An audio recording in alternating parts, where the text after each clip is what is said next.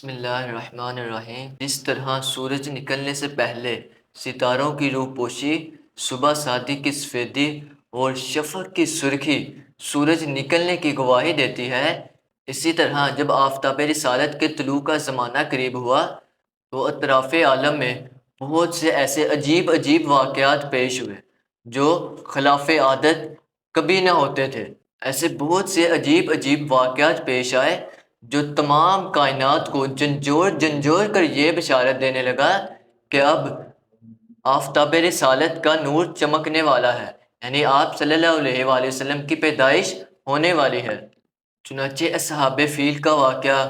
باران رحمت صلی اللہ علیہ وآلہ وسلم سے عرب کی زمین کا سرسبز و شاداب ہو جانا اور برسوں کی خشک سالی دفع ہو کر پورے ملک عرب میں خوشحالی ہو جانا اور بتوں کا منہ کے بل گر پڑنا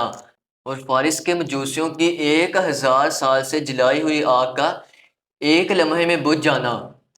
اور کسریٰ کے محل کا زلزلہ، ملک شام اور کوفہ کے درمیان وادی سماوا کی خشک نہر کا جاری ہو جانا، حضور صلی اللہ علیہ وآلہ وسلم کی والدہ ماجدہ حضرت بی بی آمنہ رضی اللہ عنہا کے بدن سے ایک نور کا نکلنا جس سے بصرہ کے محل روشن ہو گئے۔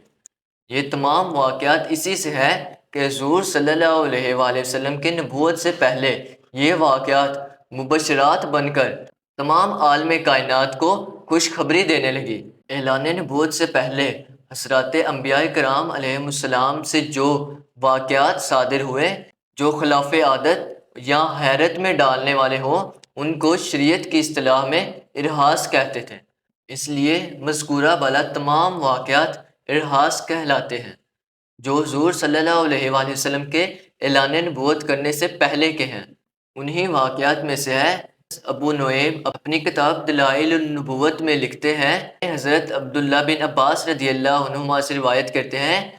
کہ جس وقت حضور صلی اللہ علیہ وآلہ وسلم کا نور حضرت عبداللہ رضی اللہ عنہ کی پشت سے حضرت بی بی آمنہ رضی اللہ عنہ کے مقدس بطن میں گیا،